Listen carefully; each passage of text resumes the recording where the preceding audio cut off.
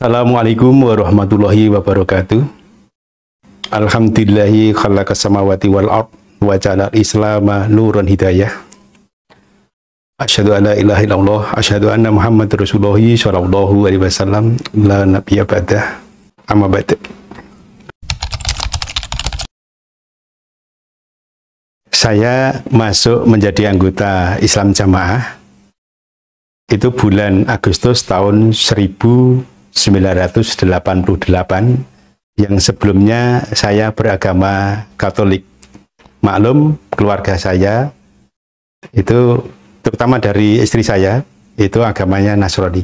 Sampai sekarang satu-satunya yang masuk Islam baru istri saya.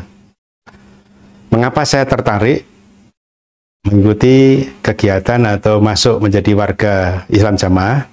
Karena saya sangat tertarik dengan sistem pengajiannya. Disampaikan dengan cara bacaan, makna, dan keterangan.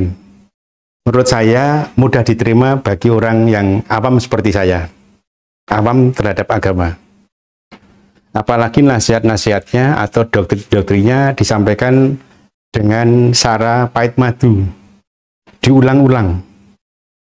Sehingga kalaupun hari ini tidak bisa masuk, insya Allah hari yang lain nasihatnya bisa masuk. Karena nasihat itu selalu diulang-ulang.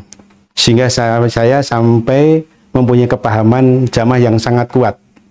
Kalau jamaah, surga. Nggak jamaah, neraka. Jamaah itu Islamnya sah. Kalau tidak jamaah, Islamnya tidak sah, berarti kafir. Jamaah, amalannya sah. Kalau tidak jamaah, amalannya tidak sah. Kepahaman saya seperti itu. Karena apa? Nasihat-nasihatnya, doktrinnya diulang-ulang, berulang kali, sehingga benar-benar sampai bisa menghujam di lubuk hati yang paling dalam. Saya sebagai pendoktrin juga begitu. Setiap saat saya menyampaikan nasihat, ya sebagaimana para penasihat di Islam Jamaah. Para penasihat di Islam Jamaah, kalau tidak memperkuat nasihatnya Bapak Imam di Islam Jamaah, itu dianggap hanya ngoyoworo, bukan nasihat namanya. Oleh karena itu, nasihat para penasihat itu selalu mengulang-ulang, termasuk kitab yang disampaikan atau himpunan-himpunan yang disampaikan di Islam Jamaah itu hanya diulang-ulang itu saja. Sehingga walaupun saya sudah 32 tahun mengikuti kegiatan di Islam Jamaah, kebuduan saya itu tidak hilang, kepintaran saya tidak tambah. Karena apa? Ilmunya hanya itu saja, diulang-ulang. Himpunan itu setiap selesai diulangi lagi, termasuk nasihat-nasihatnya ya hanya diulang-ulang seperti itu, sampai hafalah itu nasihatnya. Mau tanya nasihat apa saja, insya Allah saya hafal itu. Perlu kami sampaikan bahwa saya hijrah atau meninggalkan Islam Jamaah karena ketaatan saya melaksanakan dan mensosialisasi paradigma organisasi yang berada di Islam Jamaah ternyata dipandang kurang menguntungkan. Dianggap pemahaman saya sudah menyimpang, sehingga saya dipersekusi dengan berbagai macam bentuk persekusi. Setelah saya hijrah dari Islam Jamaah yang sudah saya tekuni selama hampir 32 tahun lamanya, itu antara lain, satu, saya dikeluarkan dari jabatan, semua jabatan atau dakwaan yang ada di Islam Jamaah secara sepihak, tanpa pemberitaan lebih dahulu. Yang kedua, walaupun masih ada hubungan darah, seolah-olah saya diputuskan hubungan kekeluargaannya. Yang ketiga, saya difitnah, bahkan mendapatkan perlakuan fisik. Untung saja tidak kena, karena saya dilempari batu, rumah anak saya juga dilempari batu, alhamdulillah tidak kena. Itu berulang kali. Selanjutnya kami juga digeruduk oleh seluruh jamaah kelompok kami sampai 4 kali, insya Allah 4 kali. Saya juga dipaksa untuk menandatangani surat penyerahan tanah saya yang digunakan untuk Islam Jamaah. Terus saya juga diusir dari masjid yang selama ini saya gunakan untuk kegiatan ibadah. Padahal masjid itu yang insya Allah ini bukan istilahnya mengada-ada, yang memikirkan, yang memberikan kontribusi juga termasuk banyak, itu saya. Pemikiran terutama, pemikiran dan tenaga itu saya. Namun saya tahu-tahu diusir dari kegiatan masjid. Kemudian jamaah tidak mau lagi makmum dengan saya dan sekeluarga. Padahal saya adalah imam masjid di kelompok saya. Pada saat sholat tarawih pun, itu dalam satu masjid dilakukan 2 kali. Yang pertama itu saya dan keluarga. Yang kedua itu teman-teman saya yang masih ada di Jukam. Selagi yang imam itu saya dan keluarga, teman-teman yang masih ada di Jukam itu tidak satu pun yang mau. Bahkan sudah ada kejadian begini, saya mengimami sholat ngasar, sudah 2 rakaat, sudah dapat 2 rakaat, itu saja makmum saya yang masih ada di Jukam itu ditarik, terus di BCI, dan akhirnya membubarkan diri, tidak ikut jadi makmum saya. Itu sudah berulang kali model seperti itu. Dan masih banyak lagi, kalau saya sampaikan insya Allah tidak cukup waktu. Masih banyak lagi persekusi atau perlakuan-perlakuan yang tidak mengenakan dari anggota maupun pengurus Islam Jamaah kepada saya dan keluarga.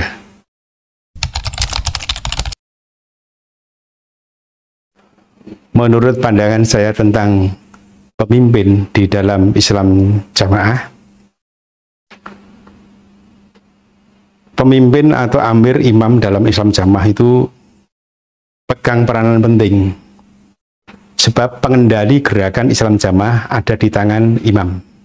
Sedangkan organisasi itu ada di bawah tangan keimaman. Yang mempunyai harta, masa adalah keimaman. Yang mau mengarahkan dan akan digunakan untuk apa? Harta dan masa jamaah itu sangat tergantung keimaman. Termasuk organisasi pun itu adalah milik imam, yang semua hasil musyawarah itu hanya merupakan draft saja sebelum ditetapkan atau disetujui oleh keimaman. Oleh karena itu menurut pandangan kami, keimaman itu sangat berperan dalam Islam Jamaah. Sedangkan menurut pandangan kami pribadi, yang dimaksud amri minkum atau amir itu adalah ya pemerintah itu, karena ya beliaulah yang mempunyai kekuasaan, mempunyai wilayah, dan mempunyai tanggung jawab besar terhadap kelancaran ibadah kami. Misalnya dalam urusan ibadah haji itu pasti ada bantuan atau sangat tergantung oleh pemerintah, tidak tergantung pada imam jamaah.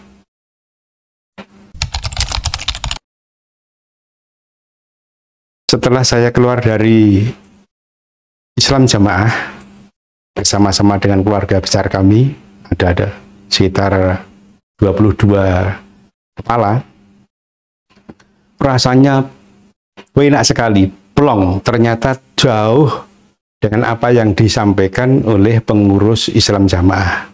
Pengurus dan Royah Islam Jamaah mengatakan kalau sudah keluar dari Islam Jamaah itu, kamu mau makan apa? Hidupmu deblek. Ternyata tidak terjadi. Saya di mana-mana, alhamdulillah diterima dengan baik, sehingga saya merasa mempunyai saudara yang lebih banyak dan lebih baik daripada saudara saya yang ada di Islam Jamaah. Ketika saya pengajian di luar kota, ditempatkan di hotel terbaik, kelas terbaik gitu, di salah satu kota di Jawa Timur. Di Jogja juga demikian, sambutan yang saya ikuti pengajian itu sangat luar biasa. Masyarakat sekitar di sini menerima kami sekeluarga juga sangat baik, sehingga saya suatu saat diminta untuk ceramah sana, ceramah sini, ngisi pengajian sana, pengajian sini, bahkan jadwal khotbah itu aja sangat-sangat padat. Dan alhamdulillah saya di sini sebagai RW, maka setiap ada orang yang punya kerja, insya Allah saya diminta untuk istilahnya memberikan sambutan. Tadi pagi saya juga memberikan sambutan sebagai ucapan selamat datang atau Pambagyo Harjo kalau bahasa Jawanya di kematian salah seorang anggota masyarakat kami. Ya. Menurut pendapat kami, kitab-kitab di luar kitab Islam Jamaah itu lebih baik dan sangat luar biasa. Tinjauannya sangat mendalam, sangat kritis, dan benar-benar sudah diakui kebenarannya oleh ulama-ulama salaf atau ulama-ulama masyhur. Sementara ketika saya belajar di Islam Jamaah, bukunya Quran hadisnya memang sama. Quran hadisnya memang sama, tetapi pemahamannya, pemanaannya itu ternyata ada perbedaan. Tidak seperti yang disampaikan atau yang dimaksud oleh ulama-ulama salaf. Sehingga dengan saya mau membuka buku-buku di luar, akhirnya saya mendapatkan pencerahan dan mampu memilih, membedakan mana yang benar, mana yang salah. Tidak hanya benar menurut kelompok tertentu, tetapi kebenaran yang saya terima adalah kebenaran yang mutlak sudah diuji, dibenarkan oleh ulama-ulama masyhur.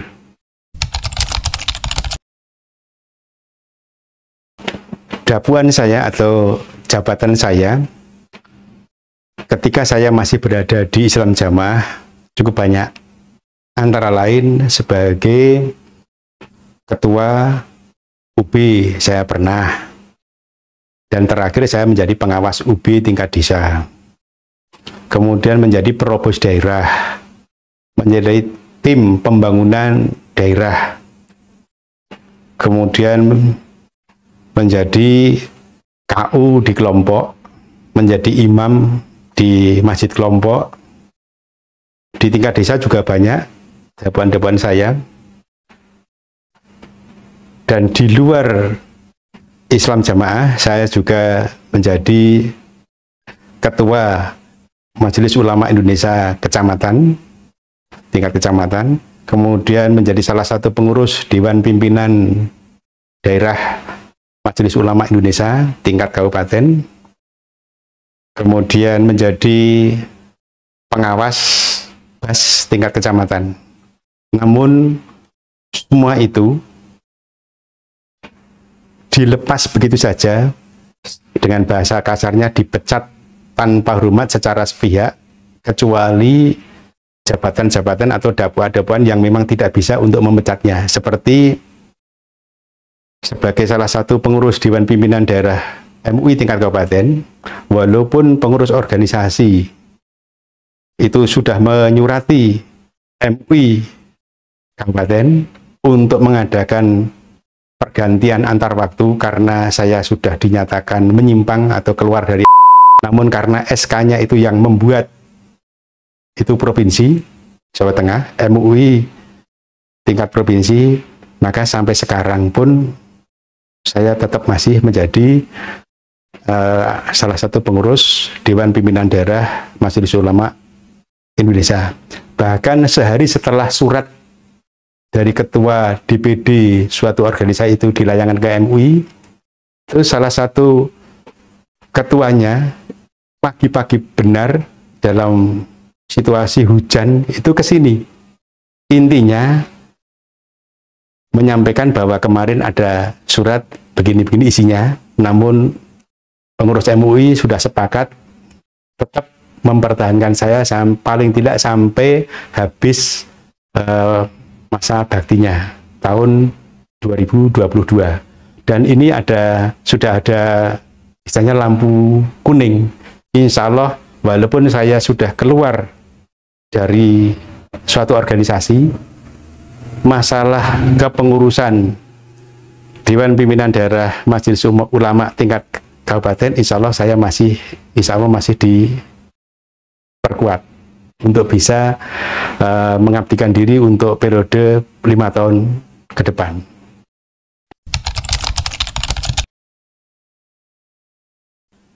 Untuk teman-teman saya yang masih berada di Jukam,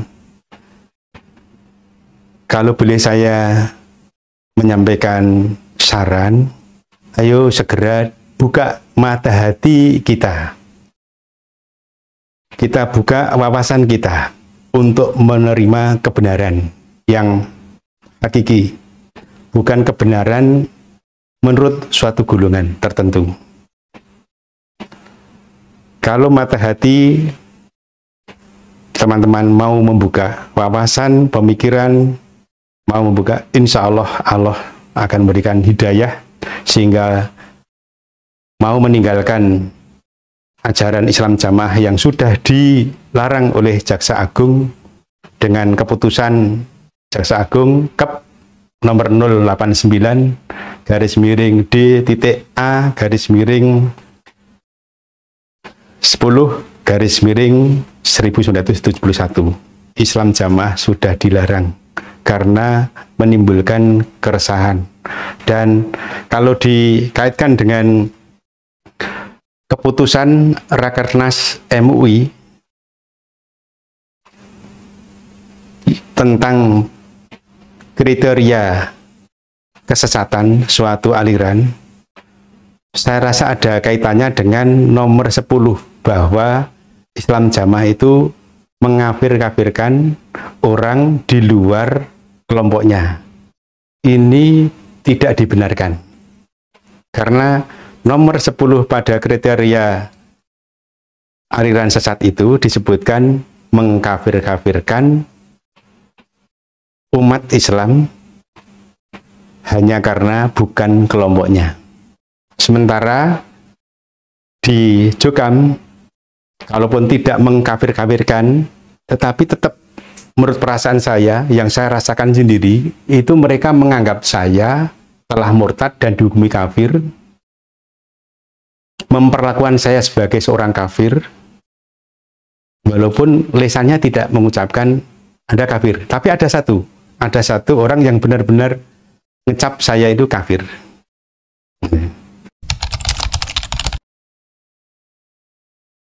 Islam Jamaah menurut paradigma baru bagi saya, atau menurut saya, itu hanyalah statement atau slogan tanpa makna untuk mengelabui pejabat saja. Karena apa? Tidak ada satupun poin dari pernyataan klarifikasi paradigma sebuah organisasi tentang paradigma barunya sesuai dengan keputusan Rakernas nomor 02 garis miring organisasi tertentu garis miring 10 garis miring 2007, itu disebutkan bahwa yang pertama adalah organisasi yang saya maksud adalah ormas atau organisasi kemasyarakatan yang berbasis keagamaan telah memiliki paradigma baru hasil Munas organisasi itu ke-6 tahun 2005 yang melaksanakan dalam setiap aktivitas organisasi. Tetapi kenyataannya, fakta di lapangan, memang organisasi itu sudah melaksanakan aktivitas sesuai dengan paradigma baru. Sayangnya, orang-orang yang berada di dalam organisasi yang saya maksud itu dalam kehidupan sehari-harinya, terutama dalam beribadahnya, itu masih jauh dari paradigma baru itu. Nomor 2, di dalam pernyataan klarifikasi organisasi itu disebutkan bahwa organisasi yang kami maksud itu bukan penerus atau kelanjutan Islam Jamaah dan tidak menggunakan ataupun mengajarkan Islam Jamaah. Tapi kenyataannya atau fakta di lapangan, saya sendiri mengalami dan merasakan bahwa ajaran Islam Jamaah, yaitu melaksanakan Islam berdasarkan Al-Quran dan Al-Hadis dalam bentuk berjamaah, yang teori prakteknya 5 bab, sangat populer itu, ternyata selalu digembar-gemborkan, dinasihatkan, sehingga saking seringnya sampai menjadi doktrin yang sangat mendarah mendaging. Saya sendiri juga pendoktrin dulu, sehingga ada kelompok yang sekarang itu sudah saya disape itu dulunya yang membuka saya, karena saya juga pendoktrin. Jadi praktek di lapangan ternyata masih jauh berbeda dengan paradigma baru nomor 2 ini. Sedangkan yang nomor 3, organisasi yang saya maksud tidak menggunakan ataupun menganut sistem keamiran. Memang dalam organisasi enggak menggunakan sistem keamiran. Yang digunakan yang sebagai landasannya adalah anggaran dasar dan anggaran rumah tangga organisasi. Namun fakta di lapangan, keamiran sangat melekat. Bahkan sebagaimana sudah saya sampaikan, keamiranlah yang memiliki, yang menguasai, yang pegang komando organisasi. Yang keempat, dalam klarifikasi paradigma baru organisasi itu disebutkan bahwa organisasi yang saya maksud itu tidak memandang umat Islam di luar organisasinya itu sebagai kafir atau najis. Memang secara organisasi atau secara organisatoris tidak, tetapi fakta di lapangan orang-orangnya atau warga Islam Jamaah yang berada di organisasi itu tetap mempunyai sikap dan memperlakukan kepada orang-orang di luar Islam Jamaah itu sebagai orang kafir. Nyatanya atau buktinya tidak mau makmum. Setiap orang mau masuk masjid saja sekarang ini dilarang. Kalau dulu begitu masuk setelah keluar orang itu dipel ya.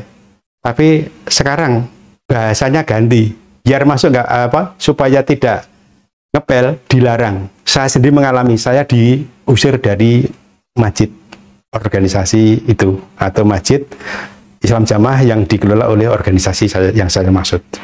Yang nomor 5, bahwa masjid-masjid organisasi itu atau masjid-masjid yang dikelola oleh organisasi yang saya maksud itu terbuka untuk umum.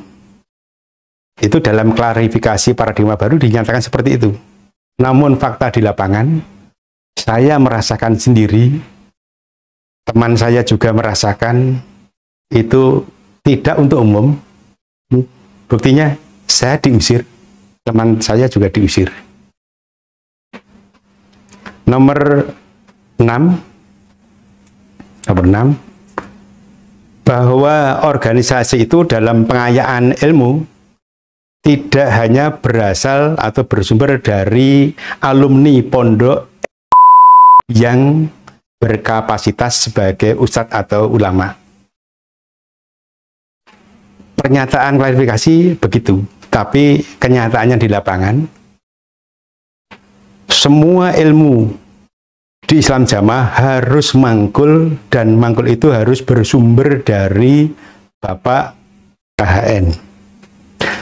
Kalau tidak berasal dari Bapak KHN, ilmunya tidak sah. Bahkan menurut nasihat yang saya terima ketika saya mengikuti CAI, ilmu yang tidak mangkul itu adalah curian. Kalaupun diamalkan, amalannya tidak sah.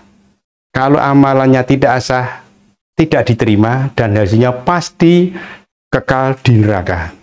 Sebaliknya, kalau ilmunya yang itu bersumber dari KHN, mangkul dari KHN, itu ilmunya sah, kemurniannya terjaga, sehingga kalau diamalkan sah hukumnya, diterima oleh Allah, dan pasti surganya. Itu. Jadi ilmu mangkul masih dilaksanakan oleh Islam Jamaah di organisasi itu.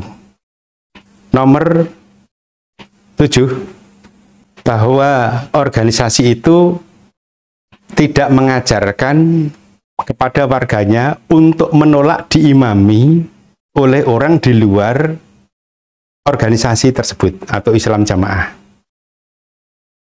Klarifikasi memang seperti itu.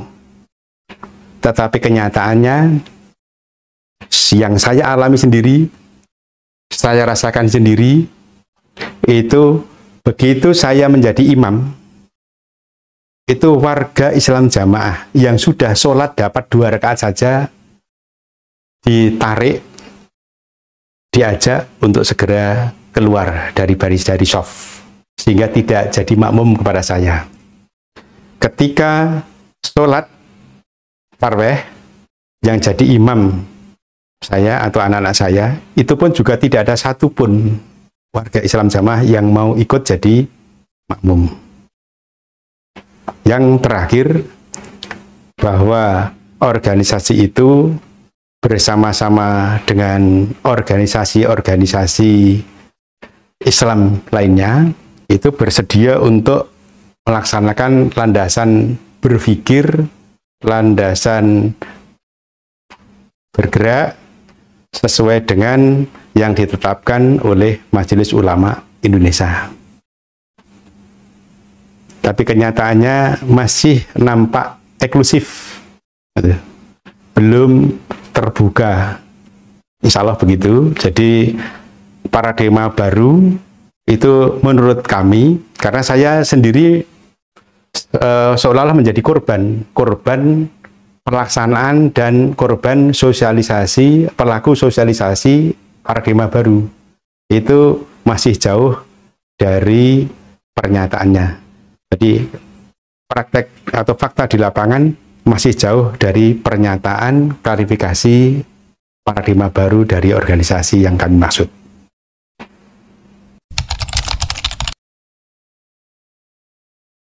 Entah mereka melapor kepada saya atas nama MUI atau tidak, yang jelas teman-teman yang hijrah itu melaporkan bahwa secara tertulis mereka menyampaikan kepada saya, dan itu sudah kami rangkum, juga sudah saya sampaikan kepada Ketua Majelis Ulama Indonesia tingkat kabupaten. Karena persekusi itu ternyata tidak hanya saya alami sendiri. Teman-teman yang hijrah rata-rata mendapatkan perlakuan yang tidak mengenakan. Banyak yang istilahnya dipaksa untuk cerai, diceraikan,